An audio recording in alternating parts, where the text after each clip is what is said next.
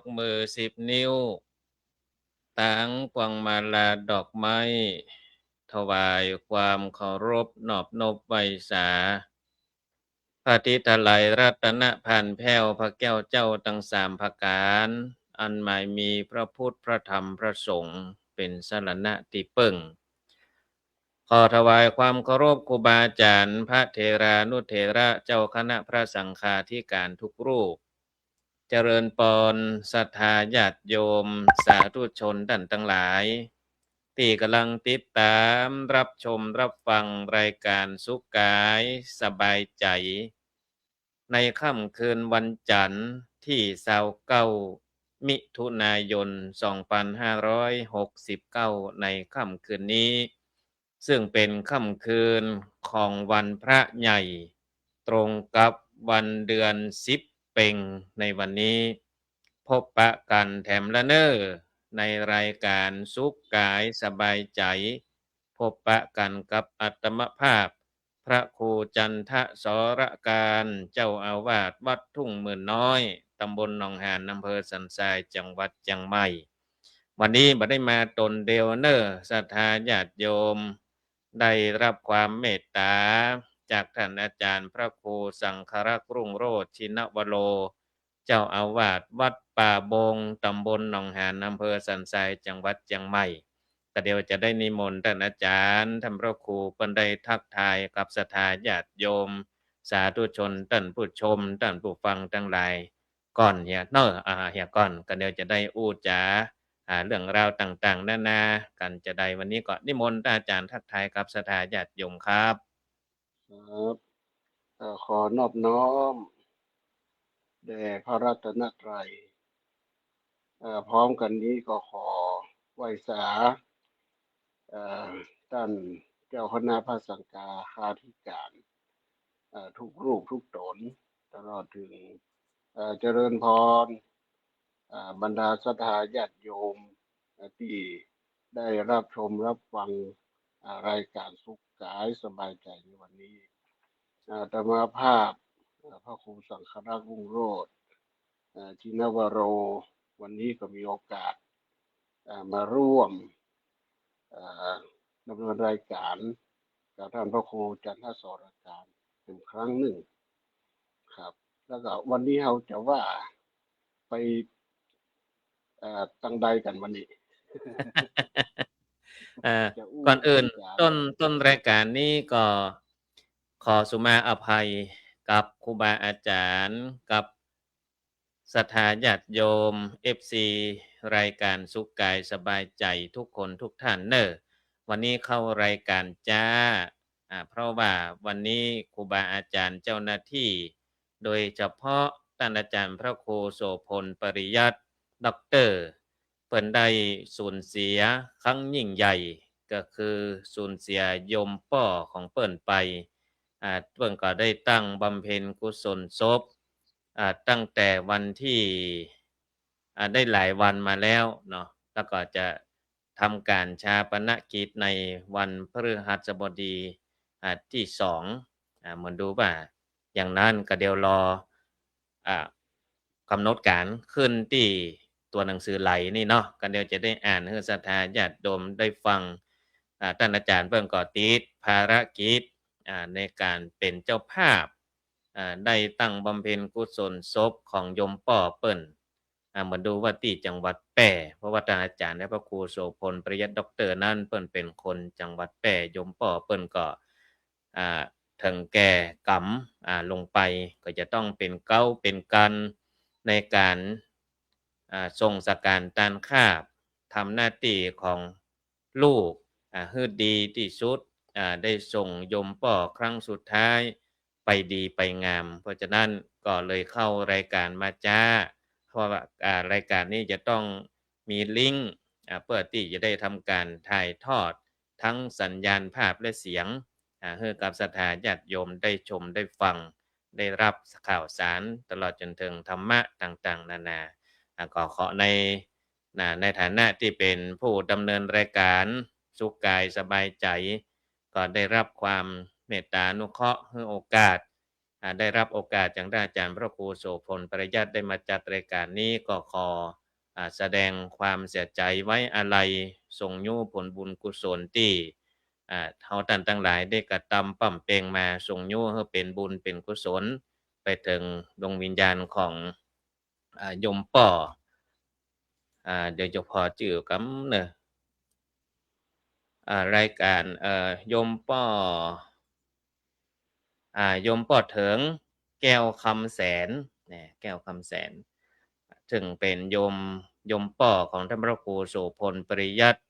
ด็อกเตอร์เนาะเพิ่นได้ถึงแก่กรรมลงไปแล้วก็ได้ตั้งบำเพ็ญกุศลศพที่วัดอินทปัญญารามบ้านก้องฝายที่ตำบลบ้านปินอำเภอรองจังหวัดแพร่เพราะฉะนั้นในฐานะที่เปิ้นเป็นลูกก็ได้เป็นเก้าเป็นกันให้กับบรรดาลูกเต้าเหล่าหลานญาติพี่น้องได้เป็นเก้าเป็นกันส่งสการตานคาบให้กับโยมป่อให้ไปดีไปงามเสี่ยงบุญไปสู่บุญเนาะอันนี้ก็ต้นรายการนี้ก็ขอแสดงความเสียอกเสียใจแล้วก็ไว้อาลัยถึงดวงวิญญาณของคุณพ่อเถิงแก้วคำแสนตยมาณที่นี้อณศรัทธาญาติโยมสาธุชนท่านทั้งหลายดังที่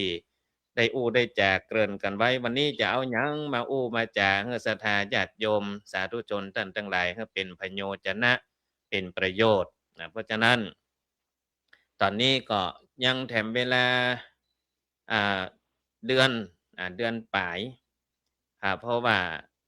ใกล้จะเข้าพรรษาละใกล้เข้าพรรษาช่วงนี้ตังแต่ละวัดแต่ละวาแต่ละบ้านแต่ละจองก็มีการทำบุญทำบุญบอกว่าจะเป็นอย่างวันนี้เป็นวันพระทำวัดสมณะเนาะทำวัดสมณะเป็นวันฟังเทศน์ฟังธรรมศรัทธาญาติโยมก็พากันมาวัดมาวาเอแต่ละที่แต่ละต่างมาลองสังเกตอยู่ดูว่ากิจกรรมแต่ละวัดแต่ละวาแต่ละบ้านแต่ละจองนั้นอาจจะผิดแผกแตกต่างกันไปคนเล็กคนน้อยอย่างตอนนี้ศรัทธาญาติโยมไหลวิทยุมาฟังก็ดีเลื่อนยูทูบเลื่อนเฟซบุ๊กมาปะใส่หันใจวันนี้ตุเจ้าเพิ่นเอาหยังมาอู้กัน วันนี้จะอู้กันเรื่องใกล้ตัวเรื่องใกล้ตัวของตัวเจ้าพระเนนเรื่องใกล้ตัวของอุบาสกอุบาสิกาที่เฮามาวัดมาว่ามีกิจกรรมอันหยังพ้องอีนะเดี๋ยวจะถามตั้งท่านอาจารย์พระครูสังฆรักษ์รุ่งโรจน์ชินวโรว่าวัดป่าโบงเวลาวันศีลใหญ่ศีลหลวงก็ดีวันสำคัญทางศาสนาก็ดีศรัทธาญาติโยมเปิ้นมาวัดเปิ้นจะแกะจะเกียมอันหยังมาพ้องมีสมมุติว่าคนเพิ่นบ่เคยมาวัดเลยต้องทำยังไงบ้างเกียมอันหยังมาพ้องเนี่ยจะได้ลำดับขั้นตอนอาจจะขอถามตั้งท่านอาจารย์พระครูว่าวัดป่าโบงนี่จะแนะนำเปิ้นอย่างใหญ่อีนะครับสำหรับคนที่เพิ่นบ่เคยมาวัดเลยจะมาครั้งแรกนะต้องเตรียมอะไรบ้างอีนะครับนิมนต์ครับอาจารย์ครับครับ ก็โดยทั่วไปเนาะ ครับ ชูมาเถอะเป็นหวัดหน่อย โดยทั่วไปก็ ครับ ก่อนจะมาวัดนะก็เพิ่นฮ้องว่าดาครัวเนาะต้องดาครัวเนาะ ต้องดาคดารัวครัวนี่ถ้าคนภาคกลางคนไทยเขาไม่เข้าใจเลยคือดาครัวเนี่ยเขาจะต้องบ่าจะใดเนี่ยจัดเตรียมขก็คือองมาวัดเนาะเตรียมเตรียมของที่จะมาวัดเตรียมขนะครับองที่มาอย่างที่หนึ่งก็คือข้าวตอกดอกไม้ข้าวตอกดอกไม้เตรียมข้าวตอกดอกไม้เตรียมโภชนาหารก็คือเตรียมข้าวเตรียมของกินครับข้าวปลาอาหารเนาะอาหารข้าวปลาอาหารเก็บมาเพราะว่าจะรวมถึงขนมนมเนยอย่างที่จะเอามาถวายจะเอามาใส่บาตรครับอันหยังก็ได้เนาะที่จะมีมาหาได้เนาะโยมกินอันใดหรือว่าบริโภคอันใดก็เอาอันนั้นมาใส่ตอนนี้มาเนาะ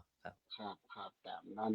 อย่างบ้านเฮานี่ก็ใกล้วันศีลใหญ่ศีลหลวงก็ไปฮ้อนึ่งแต่งข้อหนึ่ง ไปฮ้อนึ่ง ครับ แปลงฮ้อนึ่งกะโกนแกงฮังเลกะหมู่นี้ถ้าเพิ่นมีเงินมีทองหน่อยเพิ่นก็ซื้อหมูซื้อหยังมาโกนแกงฮังเลครับอย่างเงี้ยครับแล้วก็อ่า ที่สำคัญมันก็คือข้าวตอกดอกไม้อืมเนาะแต่ครับบางคนเพิ่นก็ต้องเตรียมมาเพราะอิหยังมันเป็นอามิสปูจาเนาะอ่าอามิสปุจจาอามิสปูจาเอ่อปูจาพระรัตนตรัยตัวยเนี่ยครับมาใส่อันนั้นอันนี้ใส่ขันใส่หยังก็ว่ากันไปครับนะครับเตรียมน้ำหยาดมาตัวยเกี่ยวน้ำยาดมาตัว เตรียมน้ำหทายางบ้านดมาใส่เฮานี่มาตัวยเวลาตู้เจ้าปั่นปอนกาหยังกาเวลาหยาดน้ำอีตังยังกิจิก็จะต้องหยาดน้ำเนาะเตรียมที่กครับ วดน้ำมาโตยนะครับเนาะคือกวดน้ำมาโดยอ่าก็จะประมาณนี้ครับอืมครับแล้วก็เอาแก้มสวยมากกี่สวยครับสวยดอกเนี่ยบางคนเพิ่นมีฝีมือเพิ่นก็แปลงสวยมาเนาะครับแล้วห้องเพิ่นบ่มีฝีมือสมมุติว่าเพิ่นเป็นพ่อจาอยู่เนาะครับแปลงเพิ่นแปลงสวยดอกประเพิ่นส่งจ่างเนาะเนี่ยเนาะเพิ่นแปลงสวยไปจ้างครับเพิ่นก็เอาดอกใส่ขันมาแล้วก็ค่อยมาอาแบ่งเอาอ๋อครับก็มาแบ่งที่วัดเอาครับอ่า ถ้าจะใส่อย่างว่าแปลงสวยมาก็ใส่แก้วทั้งสามก็มีสามสวยละแก้วทั้งสามครับแก้วทั้งสามกับสามสวยครับมาใส่ขันศีลขันศีลอ่าใส่ขันน้ำ4ละตาลอานะ5ละครับเนาะเนี่ยถ้าประมาณนี้ครับถ้าเปิ้นมีขันบางวัดเนาะบ่ใช่ว่าบ้านเฮาเนาะบางครับวัดเปิ้นก็มีแต้นแต้วทั้งสี่เปิ้นก็ไปไหว้แต้วทั้งสี่ก็มีครับอ๋อ ก็มีข้าวตอกดอกไม้มีเทียนมีหยังก็ไปไปตามอ่าท้องถิ่นนั้นๆที่เปิ้นมีครับคือเนี้ย ส่วนมากก็จะหันตั้งหลับปูนเพิ่นมีนะครับเนาะนะครับแต่บ้านเฮานี่บ่มีทางนะบ้านเฮานี่บ่มีนอกจากจะมีกู้อัฐิก็จะเป็นรูปครูบาอาจารย์ต่างๆที่เพิ่นจะมาไหว้มาสร้างก็อันนั้นก็จะมีหั้นที่หนึ่งแต่โดก็เกียมยหลักๆก็จะมีอยู่5สวยครับ5สวย5ปุ่นนะครับเนาะทวนให้ศรัทธาญาติโยมได้ฟังแห่งกรรมถ้าไผจะไปวัดทางภาคเหนือเฮานี่นิยมน่ะส่วนมากบ่ว่าจะเป็นวัดป่าบงวัดทุ่งหมื่นน้อยก็เหมือนกันเกียมมา5ปุ่น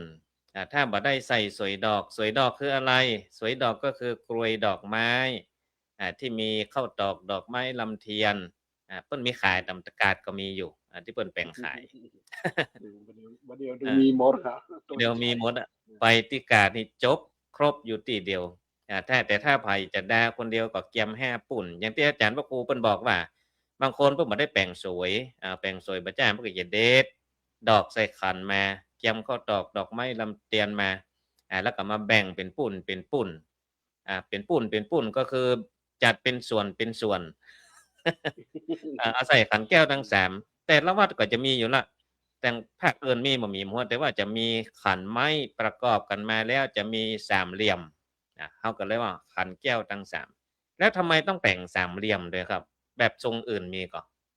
คือทรงอื่นมีครับทรงกลมก็มีทรงกลมก็จะให้เป็นขันครับทรงทั้งสามได้กลมก็มีอืมครับ ทั้งสามก็ได้มันก็ที่เปิ้ลแปลงสามเนี่ยเพราะว่า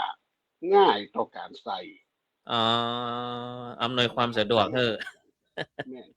ก็มาแผนก็จะมาจ้างใส่อย่างใดมันก็มันมนตุ้ครับมๆมันเนาะหมุน แล้วก็เลยโดยใจ เอ่อ ใส่แสดงสามเหลี่ยมมาแสดงว่าเดิมทีแท้ๆน่ะก็เป็นวงกลมมาเป็นขันวงกลม ครับขันวงกลมแล้วก็มาแต่ประยุกต์เดิมเนาะมาดัดครับแปลงศาลาหันลวงหันลายหรือว่าทุเจ้าบอกว่าเพิ่นเป็นวงกลมมันใส่แต่มันกิ้งมันบัดจับมันบัดจับห้อมจับหูก็เลยแปลงเป็นสามเหลี่ยมมาเวลาเพิ่นใส่ก็จะใส่ตามมุมแต่ละครับแจ่งขันแก้วทั้ง3ประการนี่ก็คงจะมาจากพระพุทธพระธรรมพระสงฆ์นะครับเนาะ ครับแม่นครับอ่เนี่ยเขาก็พอที่จะเดาได้ขันแก้วทั้ง3แก้วก็คือรัตนะเนาะแก้วเจ้าทั้ง3ประการก็คือรัตนไตรัยแก้ว3ประการมีพระพุทธพระธรรมพระสงฆ์นี่ใส่ปุจจาขันแก้วทั้ง3แล้วสวยที่4ตะกี้ท่านพระครูว่าใส่ไหนก็ขันศีลคันคอศีลครับขันศีลบ้านเฮาเมืองเฮานี่เวลาจะมีการรับศีลก็จะมีพานข้าวตอกดอกไม้ลำเตียนเพื่อที่จะขออาราธนาศีล แล้วเป็นหยัง เป็นหยังเขาต้องภาคอื่นเพิ่นมีก็ครับพานขอศีลนี่เอ่อบ่มีครับ บ่มีเนาะเออตามที่หันมาเนาะบ่มีเออจะมีภาคเหนือเฮานี่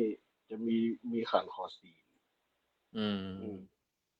มีที่มามีที่ไปเหรอครับเป็นจังว่ามีต้องขอด้วยเอ่ออย่างบ้านเฮาเนี่ยเปิ้นยกยอว่าพุทธศาสนาเฮาเนี่ยเป็นของครับสูงอาจะขออันทุกอย่างที่ที่เปิ้นเคารพนับถือครับเนาะบ่ว่าจะผีปู่ย่าจะเจ้าที่เจ้าดินอย่างหมู่นี้เอ่ครับอ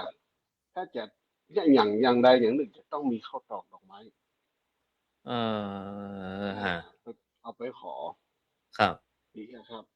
จะไปบนก็จะไปแก้บนก็จะไปอย่างหมู่นี้เลี้ยงประจำปีเนาะอย่าง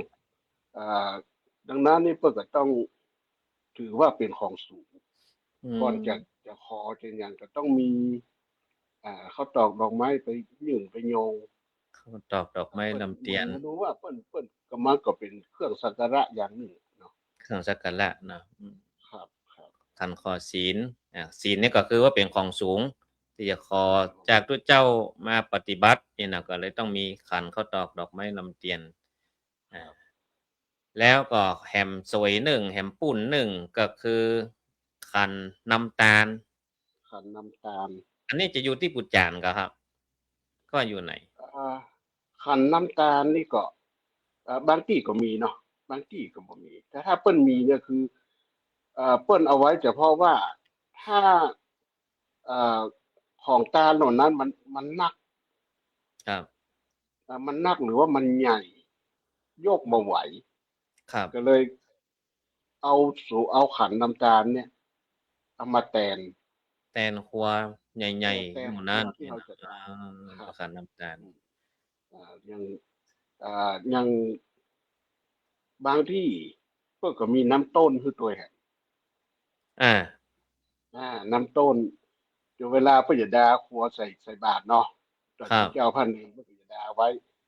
ทุกอย่างแล้วมีบาตรมีอ่าขันมีอย่างสปะแล้วก็จะมีน้ำต้นด้วยแหมน้ำต้นคือคนโทสำหรับใส่น้ำนะเนาะนะครับภาชนะใส่น้ำภาชนะดินเผาเนาะอาคเอ่อรับภาชนะดินเผาเพราะว่าเอาน้ำเพราะสถานนี้เอาน้ำหยาดมาโดยหลักอาแล้วก็ถ้าไม่มีน้ำต้นไว้ห้านก็เอาน้ำหยาดมารวมกันใส่อย่างน้อยคนน้อยครับครับเอามาใส่ห้าคนน้อยถ้าถึงเวลาตาลเรียบร้อยแล้วก็อย่างนั้นจะฮือตัวแทนของคนทุกคนที่มาใส่เป็นคนหยาดอ๋อน้ำต้นนั่นเป็นน้ำหยาดหน้าหมูอีเนาะแม่นครับแม่นเออจะคือทุกเจ้าหยาดก็ได้จะคือครับผู้จานหยาดก็ได้แต่อาส่วนมากกับทุกเจ้าเนาะถ้าตัวทุกเจ้าครับบ่ได้เกียมบ่ได้เกียมมาศรัผู้จานก็ทธาก็จะเกียมลูกบ้านเพิ่นมาหยาดเออๆๆศรัทธาก็เอาน้ำหยาดตัวเก่านั้นมาเปาะมาหอมกันที่น้ำต้นทุเจ้าเอาไว้ให้ทุเจ้าเป็นหยาดอีเนาะเนาะอ๋อ แม่นครับแม่นแล้วผมก็พูดถึงเรื่องหยาดน้ำสังเกตผมไปวัดโบราณวัดเก่าๆบางที่บางแห่งที่เปิ่นมีวิหารเก่าเนี่ยกลางวิหารหรือแจ้งใกล้ๆพระเจ้าน่ะหน้าพระเจ้าน่ะใกล้แต้นแก้วหรือประมาณเสาต้นกู้หน้าอีเนาะหรือว่าจะมาตั้งกลางหรือจะเยื้องซ้ายเยื้องขวาหมายว่าจะมีฮูเอออืมจะมีฮูกลางวิหารในวิหารผมก็ถามว่าเพิ่นเอาไว้อิหยัง เปิ้นว่าเอาไว้ให้ทุเจ้าเปิ้นหยาดน้ำลงหั้นก็มีอืมผมก็บางที่ก็หันอย่างวันนั้นช่วงก่อนที่ไปอ่าที่วัดศรีจอมทองบนบนโบสถ์เปิ้นก็มีฮูเหมือนกันแล้วก็มีน้ำต้นเอาไว้บนครับแล้วเวลาเปิ้นหยาดน้ำเปิ้นก็จะหยาดลงฮูให้เหมือนกันเออบัดเดยวบัดน้ำหันไหนแล้วนะครับเนาะนั่นจะต้องเป็นมะเก่าแท้ๆเนาะนะครับเอ่อถ้าหยาดวิปุ๊บลงธหารสมัยรณีเลยเนาะอาวิหารสมัยใหม่นี่มันหมีฮูแล้วครับเพราะกลัวมันชื้นหัวชื้นเนาะกลัวมันชื้นถ้าชื้นแล้วก็หมู่ดีกี่อย่างหมู่นี้ก็จะจะเปื่อยอ่าจะยุ่ยอะเนาะจะเปื่อยจะยุ่ยลำไปครับอืมันม ชื้นอืมครับ แสดงว่าวิหารโบราณนี่เปิ้นให้อย่ากืดไว้อย่างเงี้ยเอาไว้หยาดน้ำนี่เนาะอันนี้ก็พูดถึงเรื่องสวยดอกสวยดอกขันดอกก็ใจหลายที่หลายอย่างตะกี้ท่านอาจารย์พระครูเปิ้นยกตัวอย่างมาอ่าเอาไว้ผมเคยหันผมไปนำหอวัดไปหลวงประกอบพระสงฆ์องค์สามเณรทุกตนที่เปิ้นนำหอวัดไปหลวงเนี่ยก็จะมีศรัทธาเอาขันมาขันข้าวตอกดอกไม้ลำเทียนมาประเคนให้กับทุกเจ้าพระเนรที่นำหอวัดมันหมายความว่าจังไดครับ ขันห้าหัววัดเนาะ ขันห้าของวัดเอาไว้อย่างนิมนต์เข้ามาอีกอะจังได๋นิมนต์เข้าวัดเออๆๆนะครับนิมนต์เข้าวัดเออก็จะมีใช้ได้หลายกรณีจะมีอ่าเพิ่นฮ้องไงเนี่ยสัปปะโทนด้วยแล้วเนาะมีก็สัปปะโทคือเกียรตินครับกลางให้โดยอืม กลางเกิดเมื่อวานเนาะถ้าเมื่อคืนก็บ่ต้องกลางแล้ว เมื่อวันแดดร้อนเนาะเออเมื่อวานแดดร้อนแต่ทุกเจ้าบ่ได้เอาจ้องเอาหยังไปตัวเนาะเพิ่นก็ครับกั้นสัปปะโทนคือตัวอืมก็จะมีขันดอกอันนั้นเพิ่นไปรับหอวัดอีเนาะขันดอกรับวัดหอวัดแสดงว่าขันดอกข้าวตอกดอกไม้ลำเทียนเนี่ยมีเกือบทุกอ่าเพิ่นฮ้องว่าหยังทุกงานที่มีงานบุญ ทุกกิจกรรมอะครับทุกกิจเกี่ยวกับกรรมเนาะอืมศาสนเกี่ยวกับพิธีพุทธศาสเฮานี่นะอืครับนาครับครับแล้วก็จะมีแห่งขันหนึ่ง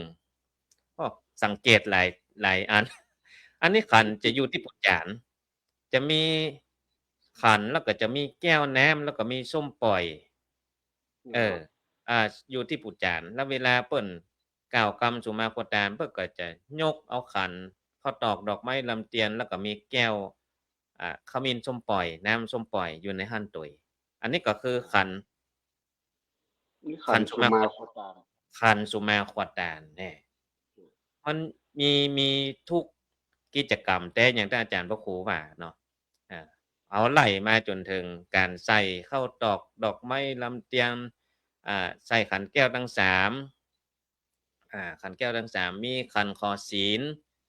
มีขันน้ำตาลอ่าแล้วก็มาเดี๋ยวนี้มาปะใส่ขันสุมาควดาน ภาคอื่นมีก็ครับสุมาโคตานความหมายคืออนหยังคนไทยเพิ่นจะสงสัยเอ๊ะทำอะไรกันเนี่ยอืมคือมีส่วนมากก็จะมีแค่ภาคเหนือนะครับก็ภาคเหนือนะครับเนาะภาคเหนือเขานี่แล้วก็ถ้าเหนือตอนล่างนี่บ่แน่ใจเหมือนกันอาจจะบ่มีครับแล้วเหนือตอนบนเนี่ยจะมีครับคือความหมายความหมายของมันคือเอาไว้เหมือนกับสุมาสุมาคือเหมือนการขอขมาลาโทษอ่าสุมาคือกำอาเมืองกำไทยก็อาเลยก็คือว่าขอขมาลาโทษนี่เนาะขอขมาขอขมาไทยทาน เนาะครับเอ่อสิ่งที่จะเอาถวายแก่พระแก้วเจ้าสามพระกาศครับอันนี้เพิ่นก็จะมีข้าวตอกดอกไม้มีเทียนแล้วก็มีน้ำขมิ้นส้มปล่อยอืมบ้านเดิมๆแต่ก็ใส่จอกเอามีจอกสลุงน้อยกายอะเนาะแต่ก่อนนี้มันครับมันมีสลุงน้อยอ่าก็จะเป็นเงินก็จะเป็นทองอ่ามารุ่นก็จะเป็นอลูมิเนียมเนี่ยนะครับ ครับ เออแล้วมารุนนี่จะเป็นจอกอืมจอกจอกมันก็เหมือนก๊อกน้ำนะเนาะแต่มันเป็นอลูมิเนียมอันนั้นเพิ่นเพิ่เพื่อว่านฮ้องว่าจอกอีเนาะจอกเขาคือมันมีลวดลายแล้วมันรุนๆเนี่ยแล้วก็ปากมันจะบืนเห็นหน่อยเป็นม้วนปิดขึ้นมาข้างหน้าอ๋อเพื่อครับให้มันอยู่ทรงครับเพื่อเขาจอกแล้วมันอาเป็นกานกอินทรีมีหูกำก็ครับบ่มีครับบ่มี อ๋อกะบ่มีหูกอืำม เพิ่นฮ้องจอกอีเกอ จอกหยังเหรอจอกอีเกอ จอกอีเกอร์นะครับมันเพี้ยนมาจาก Eagle อีเกิลคือภาษาอังกฤษ Eagle เนาะก็เพิ่นทับคือนกศัพท์สูงอ๋อ มันทับศัพท์แต่บ่ได้สำเนียงเพิ่นเป็น Eagle ไปอะ อีเกอร์จะอีเกิลอานะใส่แล้วก็อ่าเวลา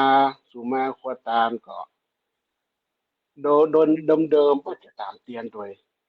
อ๋อตามเตียนโดยเพื่ออย่างคครับ รับตามเตียนเหมือนก็เหมือนจะทำน้ำมนต์โดยเนาะคือมันบริสุทธิ์เอแต่อเมือนเข้ามันก็ตามตั้งนอกครับเนาะอืมตามมันเอาเพื่อนห้องอย่างเอายองบนขันนั่นเนาะครับจอดบนขันนั่นแล้วก็ตามเตียนอืมแล้วก็แล้วก็ผู้จารย์ก็สุมาโคตามไป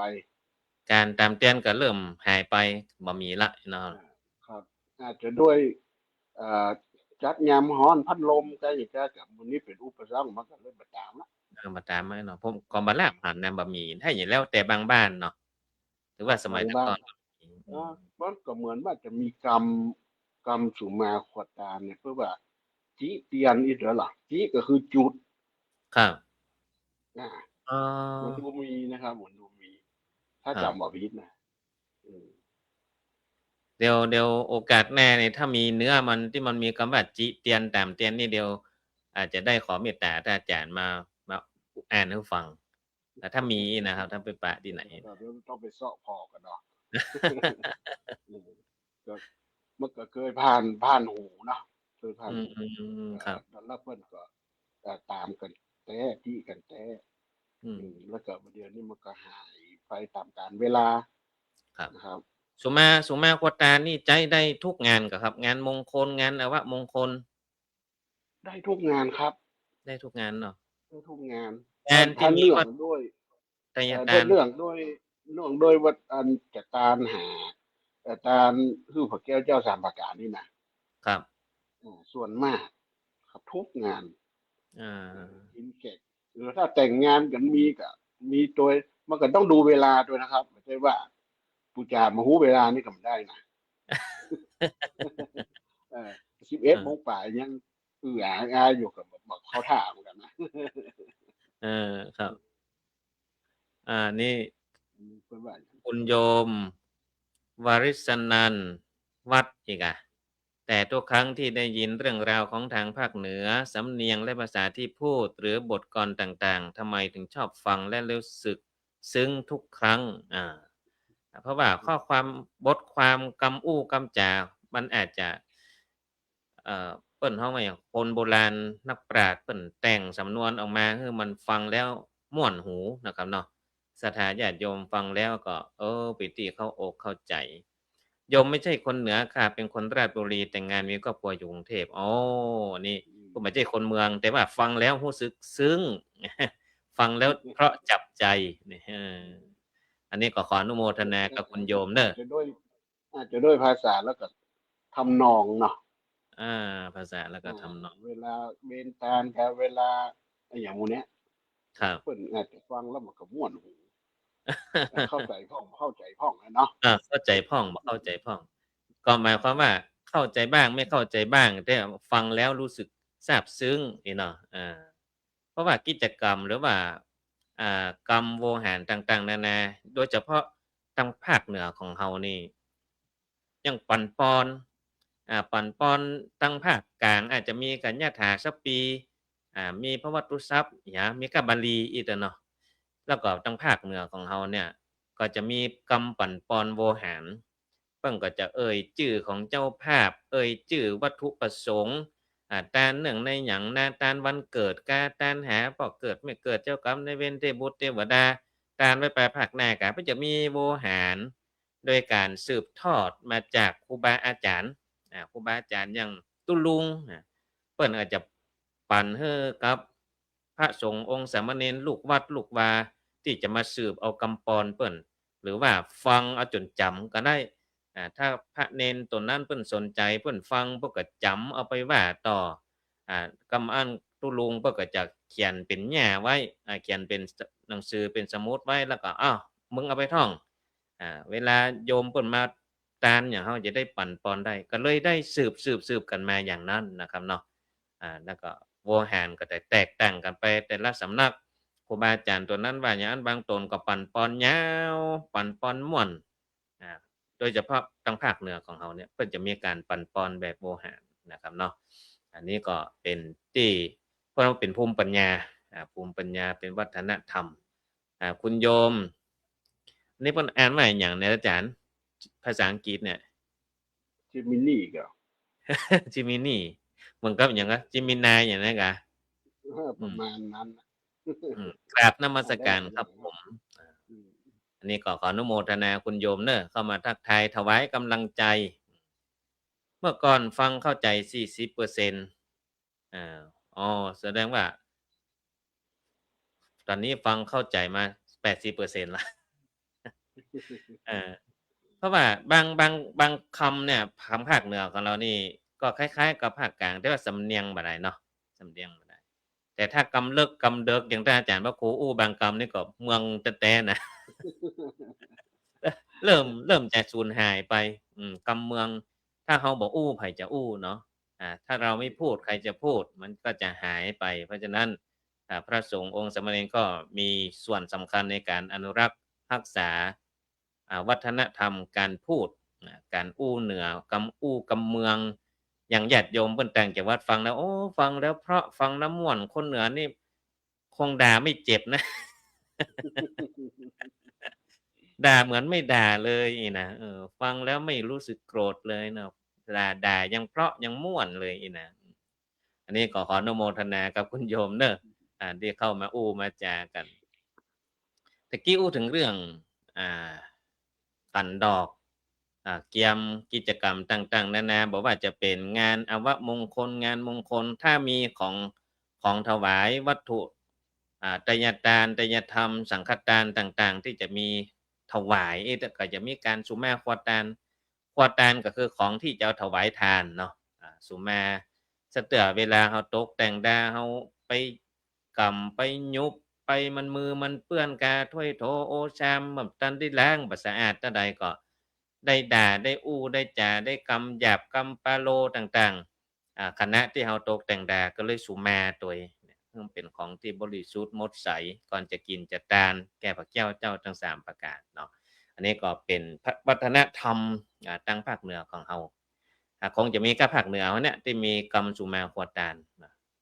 อันนี้ก็เป็นเรื่องของประเพณีวัฒนธรรม แล้วก็บอกว่าจะเป็นงานมงคลตั้งภาคเหนือของเฮานี่มีกิจกรรมนักที่บ้านอื่นเมืองอื่นบ่มีอย่างเช่นการประเพณีสืบชะตาน่าจะนะครับเนาะครับอาคนภาคกลางหรือคนภาคอื่นจังหวัดอื่นเนี่ยนิยมมาร่วมพิธีสืบชะตาทางภาคเหนือเพราะว่าที่อื่นไม่มีอ่า ภาคเหนือของเราก็จะมีการตกแต่งดาถ้าเวลามีงานสืบชะตาจะมีเวลาใดพ้องครับอาจารย์พระครูครับที่เปิ้นจะสืบชะคือตากันเนี่ยครับ1ก็คือขึ้นบ้านใหม่ขึ้นบ้านใหม่ทำบุญบ้านเนาะขึ้นบ้านใหม่อาทำบุญบ้านจะสืบก็ได้บ่สืบก็ได้แล้วแต่เจ้าของบ้านแล้วแต่เจ้าภาพเนาะแล้วแต่เจ้าคภาพรับแล้วแต่เจ้าภาพอันที่2คืองานอ่าคือทำบุญอายุเนาะทำบุญอายุทำบุญวันเกิดทำทำบุญวันคล้าบุญอายุยวันเกิทำบุญดนี่เนาะอย่างบุญนี้เอและแถมออย่างหนึ่งก็คนป่วยคนป่วยก็จัดสืบได้สืบชะตาเนาะสืบได้ครับสืบได้อืเพราะว่ามเหมือน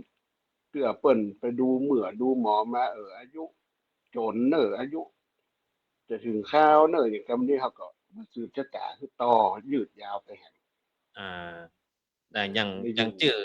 พิธีเปิ้นพิธีสืบชะตานี่เนาะสืบก็คือทำให้ยาวเนาะสืบชะตาคือที่เนี่ยคือชะตายืนยาวไปแถมมีโอกาสแถมอื่นแถมก็ครับ3อย่างละก็ทำบุญ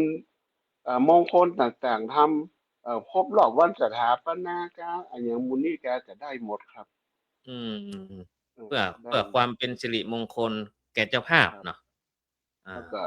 ถ้าจะเนี่ยเอาพระสงฆ์ไปเจริญพุทธมนต์อย่างเดียวก็ถ้าเอาไอ้เครื่องสืบชะตาไปตัวจะได้ลวดสืบชะตาไปครับก็เหมือนคูณสองไปนะครับอืมงคลครับนี่คูณสองไปเลยของคุณสเนาะ อนอาจากเจริญพุทธมนต์เฉยๆเนาะที่บ่มี เครื่องครัวสืบชะตาแบบล้านนาก็มีภาคอะหยังก็มีเหมือนกันภาคเหนือก็ทำได้เหมือนกัน แต่ว่าที่คุณส่องเข้าไปแหมก็คือมีพิธีสืบชะตา อย่างที่อาจารย์พระครูว่าตะกี้มีตอนเพิ่นจะสืบกันนิยม1ทำบุญขึ้นบ้านใหม่ก็จะสืบชะตาให้กับเจ้าบ้านเนาะ2ทำบุญอายุทำบุญวันคล้ายวันเกิดแซยิดกาหรือว่าครบรอบกี่ปีก็สืบชะตาอ่า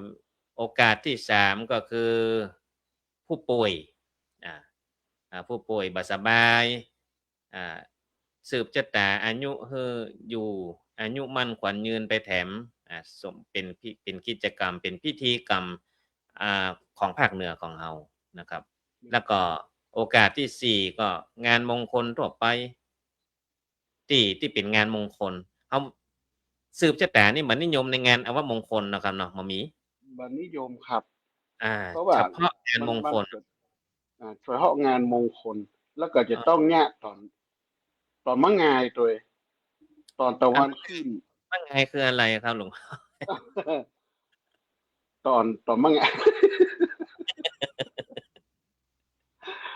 ก็คือแต่ตั้งช่วงเช้าเนาะช่วงเช้าว่าไงก็คือช่วงเช้าเช้าก่อนถ้าหลังก่อนเพเที่ยงลไปกับบันนิยมแล้วครับอ๋อก่อนเที่ยงนี่นะครับเนาะก่อนเพลอืมแสดงว่าตั้งแต่เช้ามืดไปจนถึง11 โมงโดยประมาณนะครับเนาะนี่ก็จะนิยมสืบชะตาสืบชะตาอ่าถ้าแต่ถ้าถ้าที่ไหนคือเมื่อค่ำเมื่อคืนมันนี่บัดใจแล้วครับบัดใจพังเหนือเอาละมีเนาะอืมบ่มีครับก็คือมะเจ้าขึ้นต้นวันใหม่อีกเนาะอ่าแม่นครับย่างเพิ่นผมพันเอาก็ก็ถือว่าตะวันขึ้นน่ะ ตะวันขึ้นอืมตะวันขึ้นกับมันจะได้มีความสว่างไสวัยเนาะถ้าว่าครับย้ายไปนี่เที่ยงไปก็จะเป็นตะวันตกละอืมครับมันจะว่าดีละมันเอาชื่อมันเนาะครับเอาครับชื่อมันนิยมอันสืบชะตากันในช่วงเจ้าบัดนิยมช่วงค่ำช่วงเย็นช่วงบ่ายนะครับเนาะช่วงช่วงบ่ายบ่ายไปก็ตั้งแต่บ่ายมานิยมอืมครับครับอันนี้ก็เป็นความรู้เกี่ยวกับประเพณีวัฒนธรรมพอเวลาบ่จะมีเหลือก็เดี๋ยวเราจะมาอู้ถึงเรื่องครัวสืบชะตานี่เออ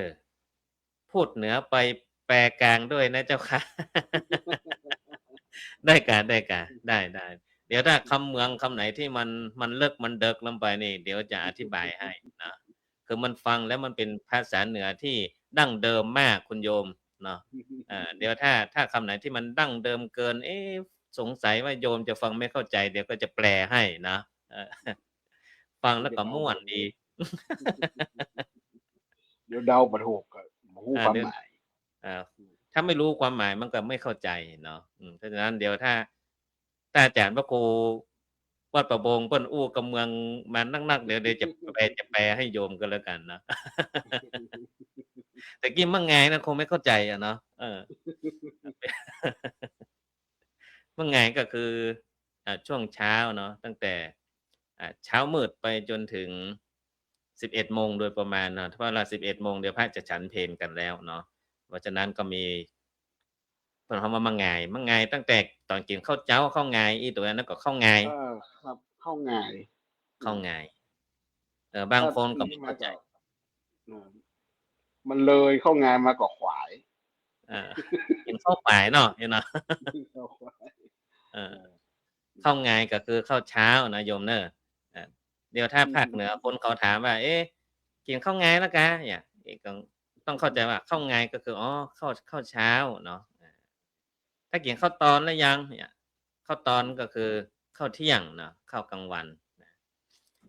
ข้าวแรงข้าวแรงก็คือรับประทานอาหารเย็นนะมันจะมีศัพท์โดยเฉพาะเน้อคุณโยมเน้อถ้ามาภาคเหนือหรือว่าคนเหนือพูดด้วยนี่นะกินข้าวไงแล้วกะเนี่ยแสดงว่ากินข้าวเช้าหรือยังนะกินข้าวตอนแล้วกะกินข้าวตอนแล้วยังอย่างก็กินข้าวเที่ยงหรือยังนี่เนาะกินข้าวแลงแล้วกะกินข้าวแลงหรือยังก็กินมื้อเย็นหรือยังเนี่ยประมาณเนี้ยเนาะคุณโยมเน้อ เวลาเหลือแห่งประมาณ10นาทีโอกาสหน้ากันแล้วกันเนาะเรื่องครัวสืบชะตามีอันหยังพ้องจันทร์หน้าจะได้เอามาอธิบายให้ญาติโยมเวลาโยมมาสืบชะตาที่ภาคเหนือเนี่ยโยมเห็นแล้วโอ้เข้าใจแล้วอันนี้คืออันนี้เคยได้ยินพระพูดในรายการสุขกายสบายใจแล้วเรารู้ความหมายหมดเลยนะเนี่ยโยมสามารถเอาไปคุยต่อได้เลยนะโยมนะเพราะฉะนั้นวันจันทร์หน้าอย่าลืมนะกดติดตามไว้ติดตามไว้รายการสุขกายสบายใจอ่า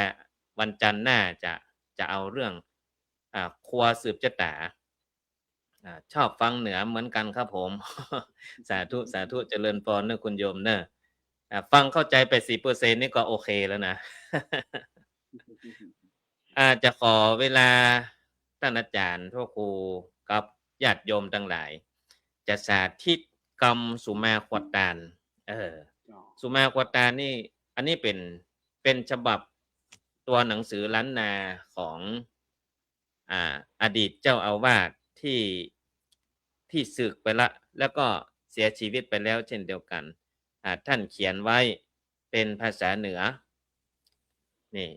พระอาจารย์กินข้าวแรงแล้วไหมคะ ฉันไม่ได้โยมมันเลยเพลแล้ว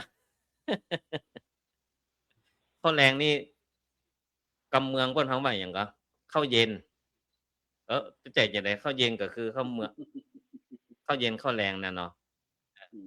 แล้วก็เขาจะมีคำพูดเล่นกันว่า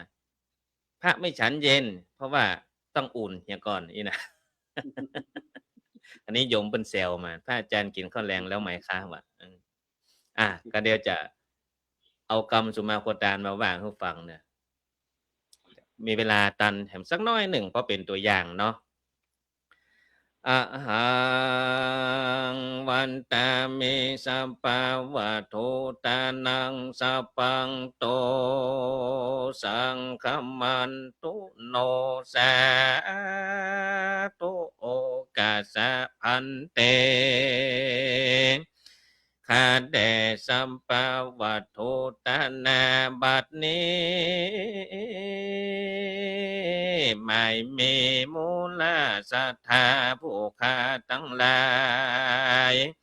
ก็ได้ตกแต่งหางดาตานก็เป็นการบวชละมวลดีงามพำพร้อมเถิงตีจังได้น้อมถวายให้เป็นตาลผู้ข้าทั้งหลายก็มีตุ้มป่าบุผาบานดวงดอกเข้าตอกดอกไม้มาตกแต่งไว้เหนือคานพร้อมตั้งน้ำสุกันโตตะกังสมปล่อยยกใส่ขันยืนย้อนยงเพื่อจังขอสุมมายังวัตถุตานาลายหลากสับปะพร้อมภาคเสียงจุอันนี่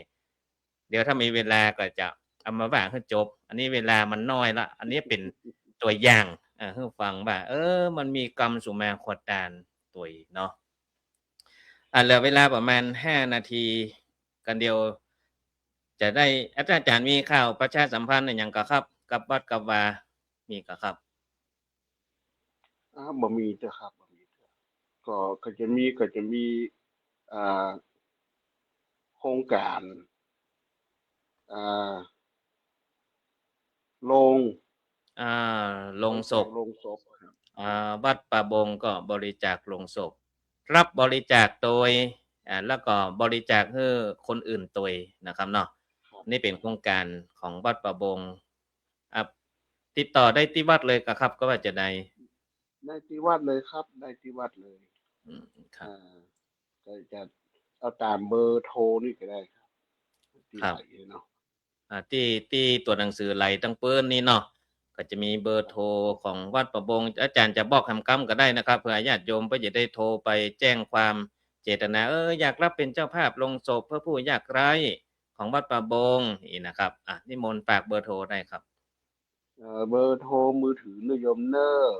0897562783ครับไผญาติโยมท่านใดมีเจตนาอยากร่วมทำบุญลงศพนะ วัดป่าบงก็รับบริจาคจะเป็นลงไปเป็นแกนเลยหรือว่าจะเป็นปัจจัยไปก็แล้วแต่เนาะแล้วแต่โยมแล้วแต่ถ้าโยมโยมจะโอนมาแล้วก็เอ่อจะคือทางวัดเอามาไว้แล้วก็โยมจะมาถวายเองก็ได้หรือว่าโยมจะสร้างร้านเอามาให้ก็ได้แล้วแต่ความสะดวกของโยมเนาะใช่นี่สามารถติดต่อร่วมทำบุญบริจาคลงศพได้จะมาเป็นปัจจัยก็ได้เอามาเป็นใบแล้วก็เอามาเป็นแก่นก็ได้อันนี้เดี๋ยวคุณโยมก็ติดต่อกับท่านอาจารย์พระครูวัดป่าบงเลยเนอะคุณโยมเนอะอันนี้ขอร่วมทำบุญโอน100 บาทสาธุสาธุอนุโมทสานาธุเนอสาธุเดี๋ยวคุณโยมก็ติดต่อหลังไมค์เนอะคุณโยมเนอะร่วมทำบุญบริจาคลงศพอ่าคุณโยมร่วมด้วย200ค่ะโอ้อนุโมทนาสาธุเนอะคุณโยมเนอะร่วมบุญสาธุกับท่านพระครูวัดป่าบงเดี๋ยวโยมติดต่อหลังไมค์นะติดต่อหลังไมค์เลยเรื่องจะร่วมทำบุญยังไงเนาะอารักษาญาติโยมสาธุชนท่านทั้งหลายวันนี้รายการสุขกายสบายใจดำเนินรายการโดยอัตมภาพพระครูจันทสรการเจ้าวาดวัดทุ่งหมื่นน้อยวันนี้ได้รับความเมตตาจากท่านพระครูสังฆรักษ์รุ่งโรจน์ชินวโรวัดป่าบงตำบลหนองหานอำเภอสันทรายจังหวัดเชียงใหม่ได้นำเนื้อหาสาระมามาจาเพื่อศรัทธาญาติโยมสาธุชนทั้งหลายได้สดับรับฟังแล้วก็บอกบุญเผื่อว่าญาติโยมท่านไหนจะร่วมทำบุญบริจาคลงศพเพื่อผู้ยากไร้ยากจนก็สามารถติดต่อได้ที่วัดป่าบงอาจจะมาเป็นอย่างใดก็ติดต่อหลังไมค์เบอร์โทรขึ้นที่ปื้นนี่มีตัวหนังสือไหลอยู่ท่านพระครูสังฆรักษ์รุ่งโรจน์ชินวโรวัดป่าบงติดต่อสอบถามช่องทางการทำบุญได้ก็เป็นกิจกรรมที่ดีเนอะศรัทธาญาติโยมวัดวาอารามช่วยเหลือตั้งผู้ที่ประสบการสูญเสียเกิดขึ้นภายในครอบครัวช่วยแบ่งเบาภาระของเจ้าภาพเป็นบุญเป็นกุศลเป็นบ้านหลังสุดท้ายให้กับผู้วายชนเป็นบุญเป็นกุศลสะเดาะเคราะห์โดยหับโจกหับลาบวันนี้เป็นวันพระใหญ่เป็นวันจันทร์ซ้อนจันทร์เนอะคุณโยมเนอะอาบน้ำมนต์น้ำขมิ้นชมปล่อยสละสลงเจริญพุทธมนต์เป็นเมตตามหานิยมคนฮักคนโหมวันนี้เป็นวันจันทร์ซ้อนจันทร์ทำไมถึงเรียกจันทร์ซ้อนจันทร์เป็นวันเพ็งตัวตรงกับวันจันทร์ตัววันเพ็งก็คือเป็นวันเพ็ญเดือน10เหนือวันนี้นะตรงกับวันจันทร์ด้วยนี่เป็นวันเลิกงามยามดีกันแล้วกันที่จริงทางพุทธศาสนาก็ทุกวันเป็นวันดีหมดเลยถ้าเราทำดีนะถ้าเราจะทำดีทุกวันเป็นวันดีเลิกดีคือความพร้อมเดี๋ยวเลขบัญชีหรือยังไงเดี๋ยวติดต่อหลังไมค์เนาะอาจารย์พระครูเนาะได้ครับเดี๋ยวคุณโยมติดต่อหลังไมค์ตามเบอร์โทรของท่านอาจารย์พระครูที่ให้ไว้เนาะละขอคงจะได้นำรายการจากลาศรัทธาญาติโยมไปก่อนเนอของอังเอาคุณพระศรีรัตนตรัยมีพระพุทธพระธรรมพระสงฆ์ปกปักรักษาศรัทธาสาธุชนท่านผู้ชมผู้ฟังทั้งหลายเพื่อมีความสุขกายสบายใจเหมือนกันทุกคนทุกท่านจัตตารโอธรรมาวัฏันติอายุวันโนสุขังพะลัง